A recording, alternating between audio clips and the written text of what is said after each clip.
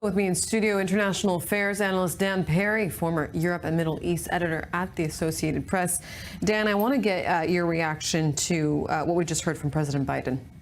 Biden has it exactly right. Obviously, the principle of free speech clashes with the need to prevent hate speech and chaos.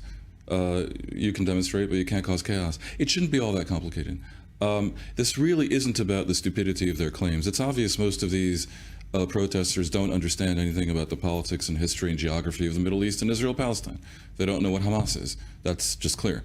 So yeah, there's idiocy happening. But that's not a reason to shut down the protests. You shut down protests when there's hate speech, when you have leaders of the protests saying Zionists don't deserve to live and you should be glad I'm not murdering them. When you have attacks on Jewish students, when you have a situation that forces them to keep students, Jewish students and professors off campus, when you have such disruption to these campuses, and I have a daughter on these campuses in the US, where you can't continue your studies, you're paying a lot of money to be there for a reason, which is not to protest for a cause that is far away and that you know nothing of. So at that point, yeah, free speech takes a back seat to the need to restore order, of course. And while I do agree that they should have the right to protest however idiotic their positions, there's a point where many of these encampments needed to be shut down. What is missing to me from the dialogue here is a really clear message from the university leaderships that it is one thing to protest for the end of the war. Many Israelis want to see the end of the war. It is one thing to even oppose the legitimacy of Israel. We may disagree, but okay. Others may feel that way. But it is quite another thing to actively support the organization called Hamas, which is a prescribed terrorist group in the US, which believes that women are property and that gays are an abomination, and it would install an Islamic theocracy in the US if they could. That should be treated the same as support for the Ku Klux Klan or for the Nazi Party. People who actively support Hamas, I would favor expelling them, and if they're foreigners on a visa, deporting them. And I'm not really seeing that distinction.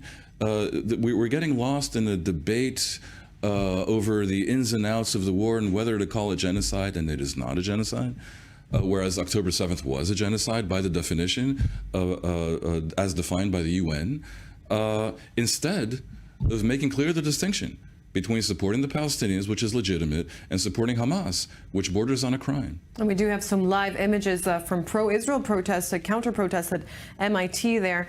I want to talk about the wider issue here, because these protests eventually, we'll talk about, will die down at some point when there is a ceasefire. But when we're talking about students that are protesting for a ceasefire and end to the war, there's no mention of the hostages whatsoever in these anti-war protests, which leads to a wider issue. And we're talking about the way that Israel is viewed in the world on the international platform, and how this is going to affect Israel and Israelis on a wider scale for the next years to come. I don't think it's how Israel is viewed in the world. I think it's how Israel is viewed by progressives and the woke faction of the world, which has tremendous and growing power among the youth, but not in the population at large. So you have a real generation gap in the U.S. where people our age, people my age, the parents basically, are watching with stupefaction and horror as their children become no longer liberal, indeed illiberal, and become progressive.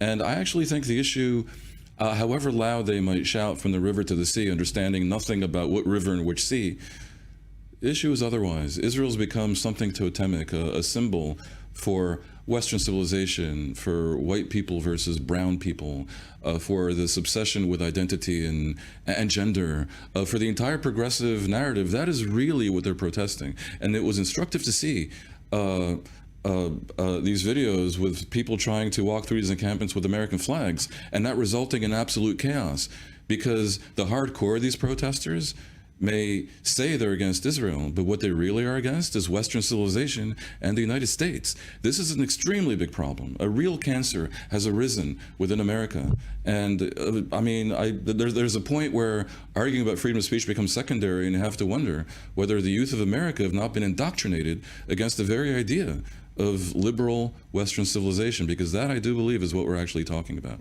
Israel's like collateral damage. If these youth don't grow up and they end up in a White House with these same opinions, then the result will be pretty bad for Israel, but it will be cataclysmic for the European Union and for the U.S. Oh, the same generation that was praising Al Qaeda on TikTok just a few months ago. But I have to note, they're not the entire youth.